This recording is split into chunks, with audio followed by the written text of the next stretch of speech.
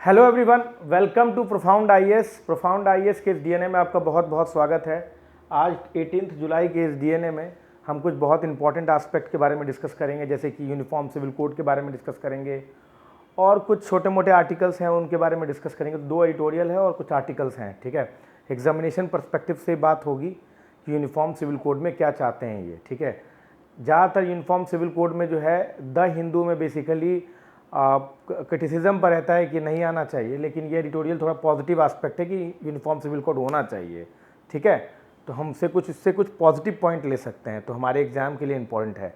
इससे पहले हम आगे बढ़ें, हम प्रोफाउंड आईएएस के कुछ इनिशिएटिव्स के बारे में डिस्कस करना चाहते हैं। फाउंडेशन कोर्स आरंभ बैच स्टार्ट हो रहा है 1 अगस्त से। इस बैच का नाम होगा आरंभ, क्योंकि इससे आप अपनी प्रिपरेशन की शुरुआत कर सकते हैं, आरंभ कर सकते हैं, ठीक है। ये 1 ईयर का कंप्लीट कोर्स है, ठीक है। इसमें आपको कंप्लीट कवरेज मिलेगा प्रीलिम्स एंड मेंस का, क्वालिटी आंसर राइटिंग होगी, test series for both prelims and mains होगा, कंप्लीट गाइडेंस होगा, गुरुकुल अभ्यास होगा।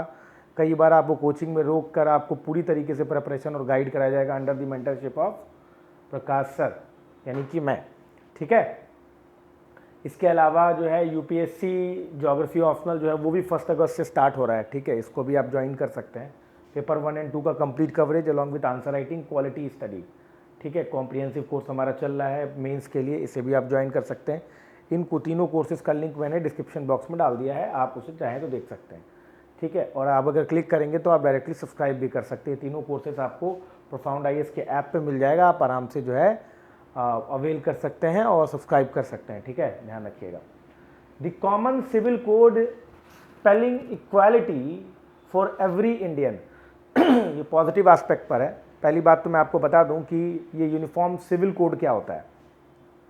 मैं कई बार आपको बता चुका हूं, मैं दोबारा इसको एक्सप्लेन कर दे रहा हूं कि जो आपका लीगल लॉज जो होते हैं, वो 2 तरह के होते हैं बेसिकली। एक होते हैं सिविल लॉज और दूसरे होते हैं criminal laws, right. Criminal laws उसमें वो लॉ होता है, या उनको क्रिमिनल जस्टिस सिस्टम कहते हैं या क्रिमिनल लॉज कहते हैं, जो कि डील करता है 2 लोगों के बीच में जो आपसी जो है इश्यूज हैं, उसके अलावा उसमें स्टेट भी इंटरफेयर करता है, ठीक है। स्टेट भी उसका एक पार्टी होता है। मान लो एक्स और वाई के बीच में कोई डिस्प्यूट चल रहा है, ठीक है, और उसमें स्टेट भी उसका एक पार्टी हो जाए तो वो क्रिमिनल लॉ है। जैसे कि मर्डर हो गया, चोरी हो गई, चकारी हो गई, डाकू हो गया, ठीक है, डकैती हो गई। सिविल लॉज क्या हो गया, 2 लोगों के पर्सनल रिलेशनशिप के वजह से क्रिएट होता है, ठीक है। जैसे मैरिज हो गया, डिवोर्स हो गया, समझ में आ गया आपको, सक्सेशन हो गया, इनहेरिटेंस हो गया, ठीक। तो भाई साहब सिविल लॉज जो है ना, स्पेशली पर्सनल लॉज, जैसे कि मैरिज हो गया, डिवोर्स हो गया, इनहेरिटेंस हो गया, एडॉप्शन हो गया, ये सब ना हमारे यहाँ ना कोडिफाइड नहीं है, यूनिफॉर्म नहीं है। हर रिलीजन के हिसाब से अलग अलग, जैसे डिफरेंट रिलीजन के अपने अपने पर्सनल लॉज हैं, समझ में आ गया। तो इसके वजह से क्या हो रहा है कि वो डेमोक्रेसी जो है वो इस्टेब्लिश नहीं हो पा रही। तो इन अभी जो है 22nd रिपोर्ट जब निकाला गया है लॉ कमीशन ने, 22nd रिपोर्ट नहीं, 22nd लॉ कमीशन ने कहा है कि क्या हम इंडिया में यूनिफॉर्म सिविल कोड ला सकते हैं, आप हमें बताएं अपने इनपुट से। उसी पर ये एडिटोरियल आया हुआ है, ठीक है। गला थोड़ा सा फंसा हुआ है, थोड़ा सा बेयर करिएगा। 22nd लॉ कमीशन ने कहा है कि भाई साहब कि क्या हम यूनिफॉर्म सिविल कोड ला सकते हैं। अब जब ऐसा कह दिया और अगले साल इलेक्शन है, तो समझ लो ये मामला डिबेट के फॉर्म में सामने आ गया, ठीक है। अब इन्होंने बोला कि भाई साहब ब्रिटिश ज़माने से ही जैसे जैसे उसने लॉ बना दिए, जैसे मुस्लिम पर्सनल लॉ हो गया, अब वो ब्रिटिश टाइम में 1939 में बन गया था। तो अब उन्होंने क्या किया था, वो एंग्लो मोहम्मडन लॉ है, उसमें क्लर्जी क्लास को पकड़ा, बोला अपने अपने स्क्रिप्चर्स देखकर बता दो, उस हिसाब से हम लॉ बना देते हैं, ठीक है। तो कोई रैशनल प्रिंसिपल पे नहीं है वो लॉ, ठीक है। तो अब जरूरी है कि इन लॉज को आप क्या करें, इन लॉज को आप अब कोडिफाई करें, यूनिफॉर्म करें, क्योंकि बहुत सारी प्रॉब्लम्स है। क्या प्रॉब्लम्स है, क्यों करना चाहते हो आप यूनिफाई, क्योंकि भाई साहब कई सारे पर्सनल लॉज ऐसे हैं जो कि डिस्क्रिमिनेटरी हैं फॉर वेमेन, ठीक। कई सारे पर्सनल लॉज जो हैं वो डिस्क्रिमिनेटरी हैं, वो उस मैन और विमेन के अंदर डिस्पैरिटी क्रिएट कर देता है, ठीक। और एलजीबीटी कम्युनिटी के बारे में भी कुछ नहीं कहते वो, ठीक। तो ये इन्होंने कहा है कि अब समय आ गया है कि यूनिफॉर्म सिविल कोड लाया जाए, ठीक है। ये बात आप ध्यान रखिए। अब इन्होंने बोला कि सर जी यहाँ पर ऐसा है कि कई सारे पर्सनल लॉज हैं जो कि आपके क्या हैं, बहुत डिस्क्रिमिनेटरी हैं। जैसे इन्होंने बोला है कि only man can be the कर्ता और the head of the Hindu undivided family. भाई ऐसा क्यों? वाई नॉट वीमेन हो? ठीक है, केवल मैन ही क्यों होंगे? अच्छा, डिवोर्स्ड मुस्लिम वीमेन जो होता है वो मेंटेनेंस कुछ ही दिनों के लिए होता है। देखिए मुस्लिम वीमेन में क्या होता है कि इद्दत से बिद्दत तक जो 90 डेज होता है ना, वहीं तक इनका मेंटेनेंस मिलता है। ठीक है, तो ये भी गलत है। मेंटेनेंस उन्हें जो है मतलब रीजनेबल अमाउंट होना चाहिए। हालांकि इन पर जो है सुप्रीम कोर्ट के कई जजमेंट आ चुके हैं, तो थोड़ा बहुत क्लैरिटी है इसमें, लेकिन अभी भी यूनिफॉर्मिटी लाना बाकी है। कुछ ऐसे भी कस्टम्स हैं जो जो जो डिस्क्रिमिनेटरी, जैसे वुमेन अपनी एंसेस्ट्रल प्रॉपर्टी नहीं ले सकती, पारसी वुमेन अपने कम्युनिटी से बाहर शादी नहीं कर सकती, अगर वो करेगी तो उसे एक्सकम्युनिकेट कर दिया जाएगा।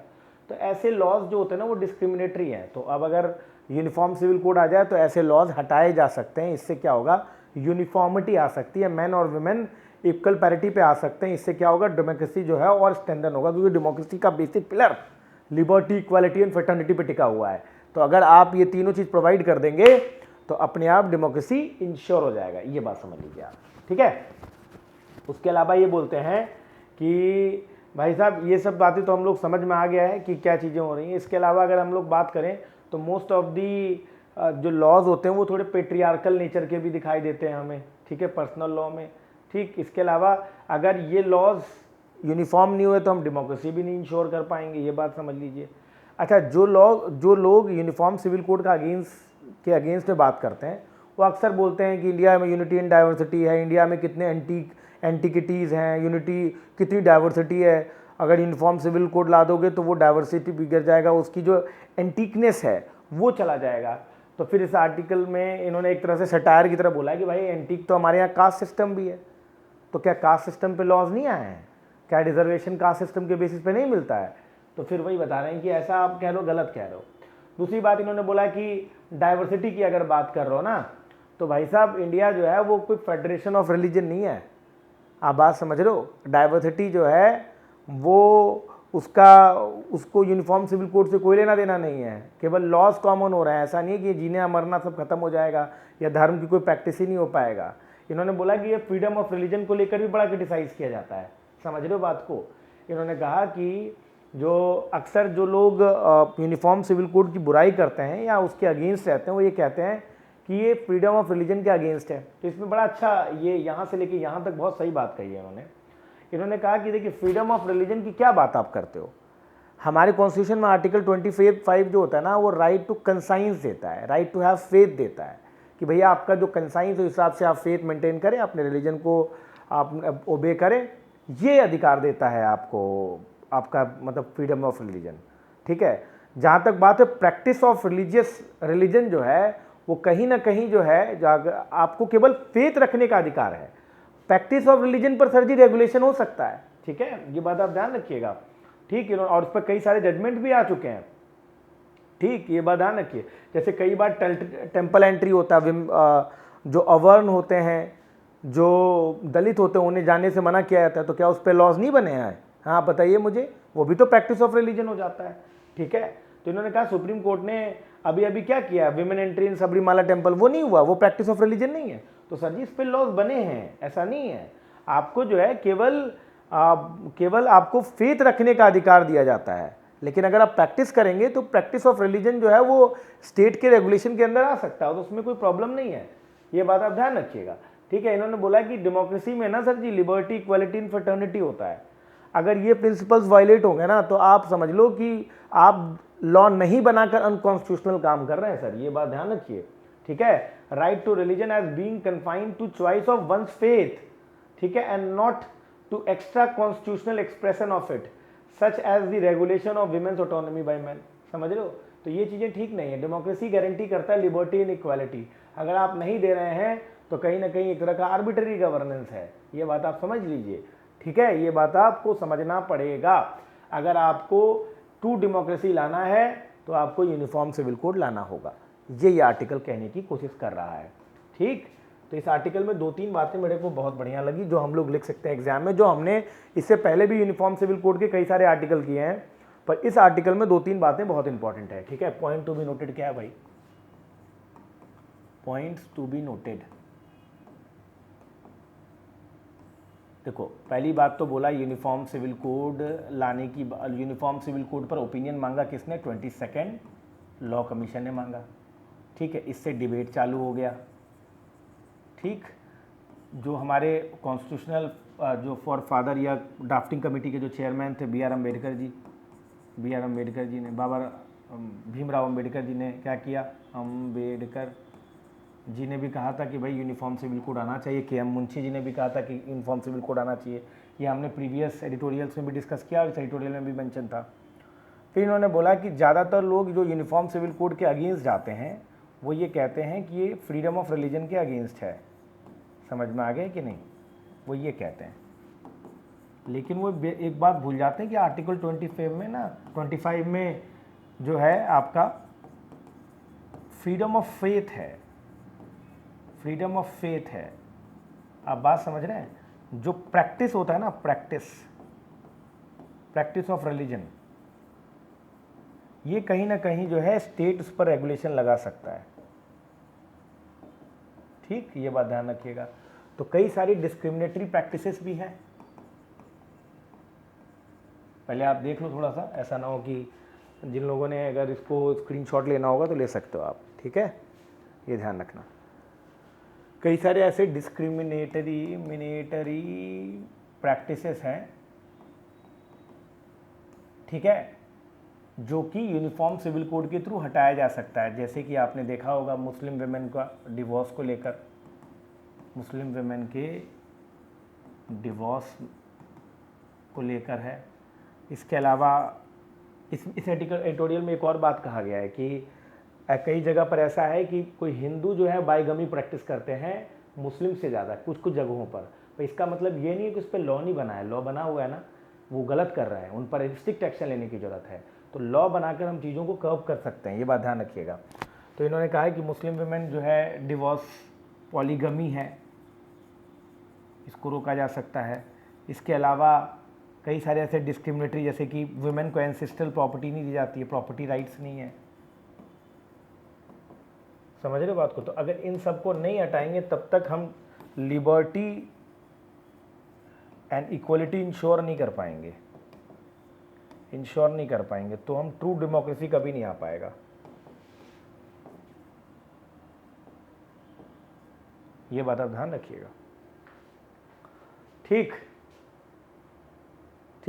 क्वेश्चन क्या पूछ सकता है जीएस पेपर 2 में कि discuss the relationship between uniform civil code and democracy,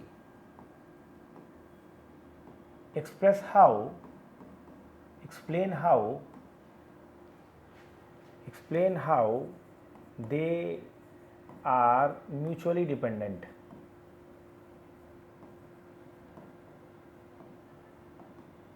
To 50 words, 15 marks, ठीक। चलिए आगे बढ़िए।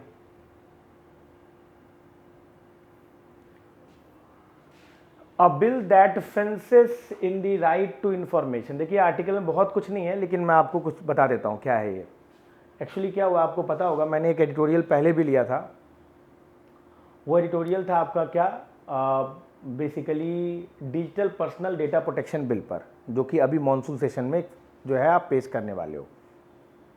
अब ये क्या कह रहे हैं ना कि राइट टू इन्फॉर्मेशन के चक्कर में मतलब इस बिल में अगर ये पास हो गया तो दो ऐसी चीज़ें हैं जो कहीं ना कहीं इन्फॉर्मेशन डिनाई करता है, ठीक है, ये बात ध्यान रखिए, ठीक।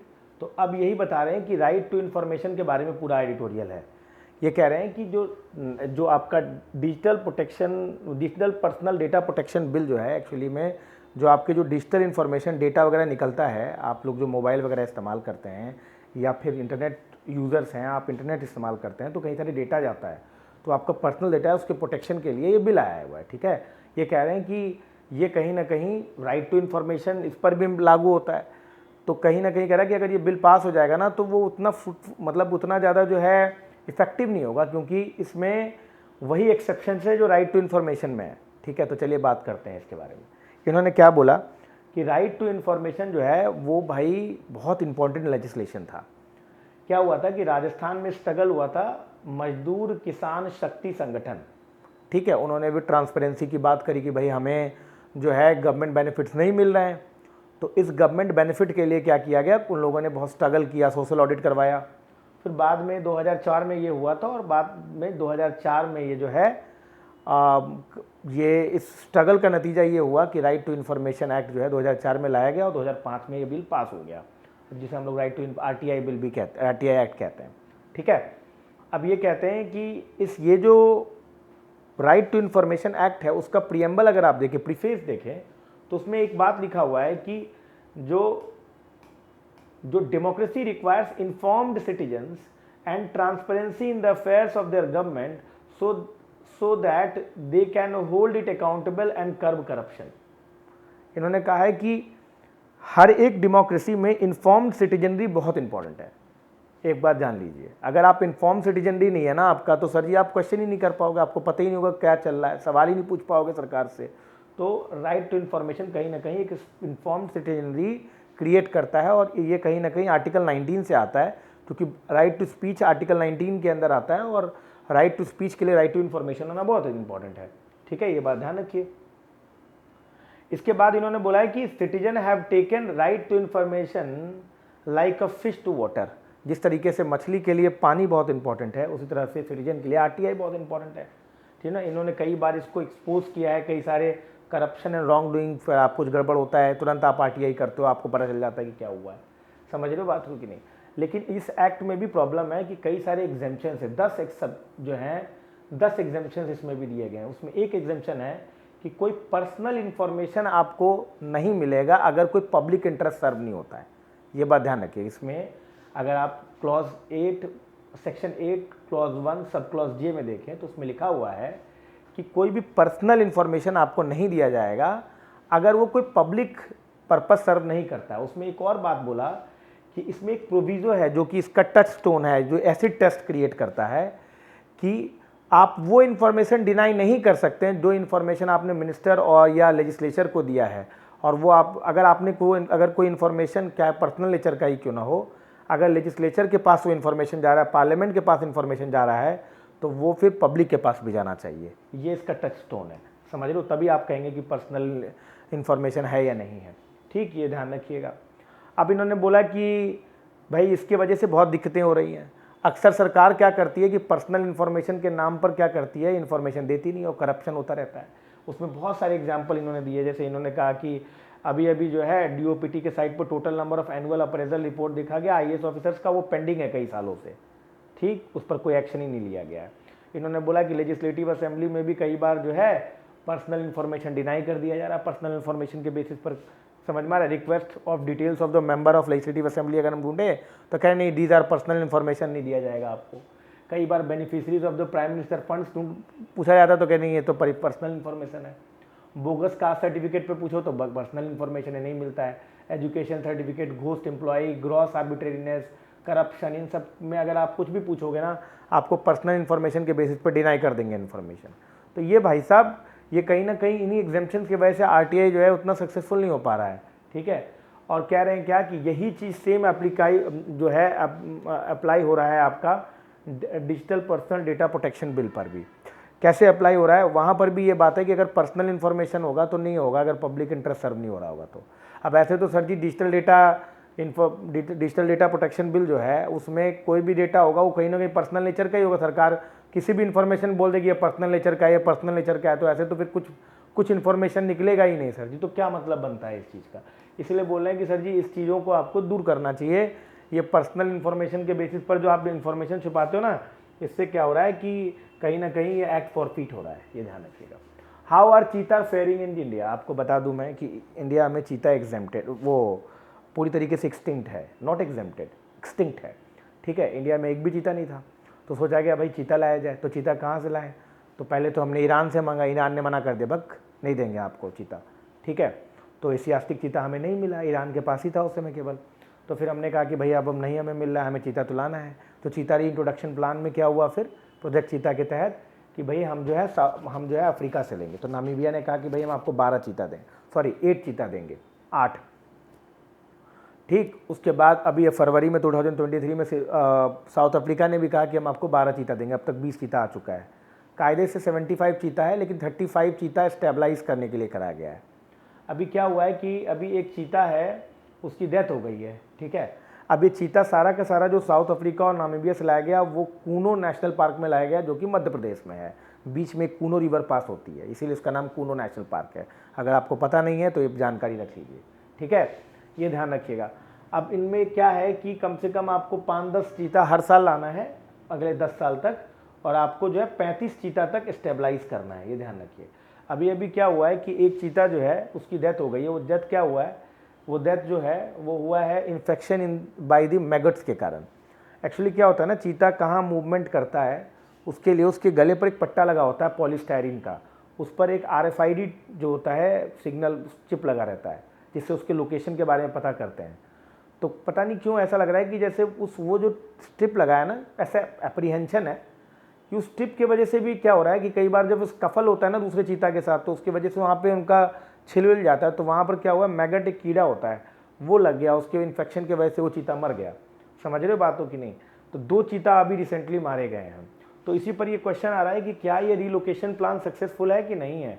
तो इन्होंने बोला है कि सर जी ये पार्शली सक्सेसफुल है, उतना सक्सेसफुल नहीं हो पा रहा है, क्योंकि सबसे पहली बात तो ये जितने भी चीता ला रहे हैं वो सबके सब कूनों में ही डाल दे रहे हैं, और कूनो इतना बड़ा है नहीं जो इतने सारे चीता को रिलोकेट कर ले। चीता को चाहिए लंबा लंबा stretch so that they can run, समझ रहे हो, वो स्ट्रेच नहीं मिल पा रहा उनको, ठीक है। इसके अलावा साइकोलॉजिकल एडजस्टमेंट करने में दिक्कत हो रही है चीता को, क्लाइमेट अलग है अफ्रीका से, तो ये कुछ थोड़ा सा प्रॉब्लम है। देखिए ट्रांसलोकेशन किसी भी एनिमल का होता है, उसमें बहुत स्ट्रेस होता है।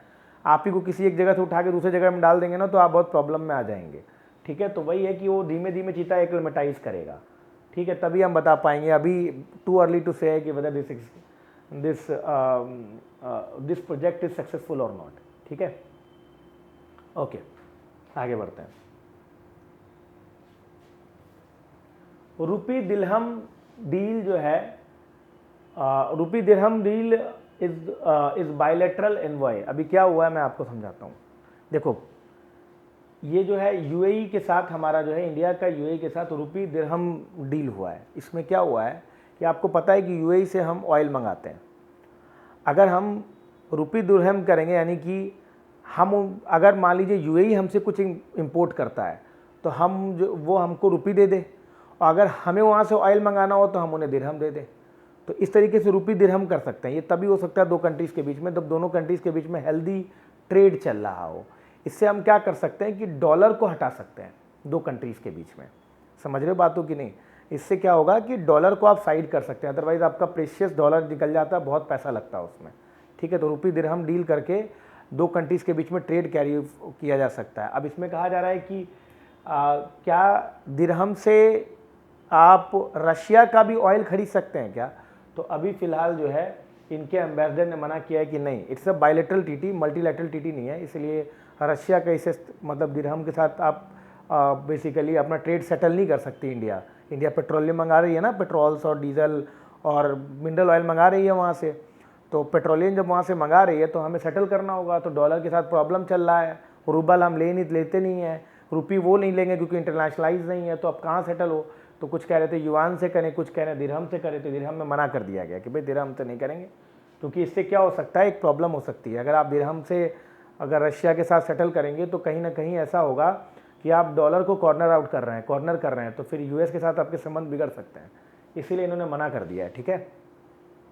Russia exits UN brokered deal to export Ukrainian grain via Black Sea. ये जो ब्लैक सी इनिशिएटिव था ना, ग्रेन इनिशिएटिव, अब इसमें क्या हुआ है कि एक कर्च ब्रिज करके था जो कि क्रीमिया को रशिया से कनेक्ट करता था, ये तोड़ दिया है यूएवी की मदद से, समझ रहे हो बात को।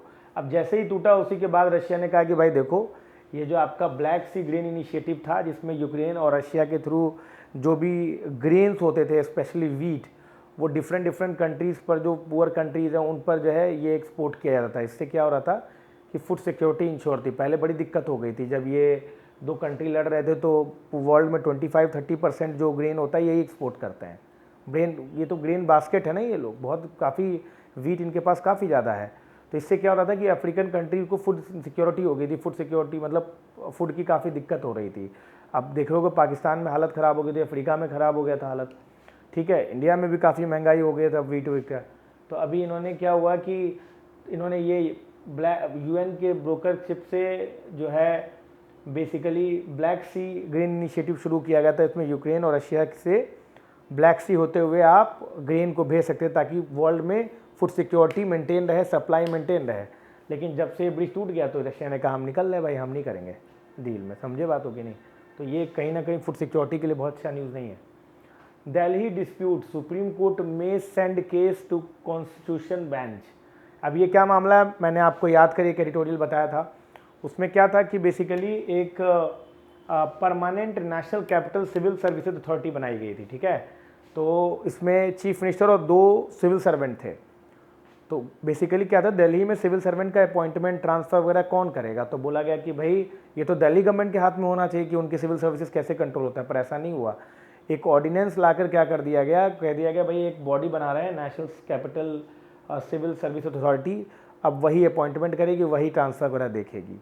ये कहीं ना कहीं सुप्रीम कोर्ट के जजमेंट के अगेंस्ट था, जिसने दिल्ली के फेवर में कहा था कि सिविल सर्विसेज दिल्ली खुद ही रेगुलेट करे। लेकिन ये ऑर्डिनेंस लाकर सुप्रीम कोर्ट के उस जजमेंट को पलट दिया गया है ना। इसी को लेकर जो है काफ़ी हल्ला हल्ली चल रहा है, ये बात आप ध्यान रखिए, ठीक है।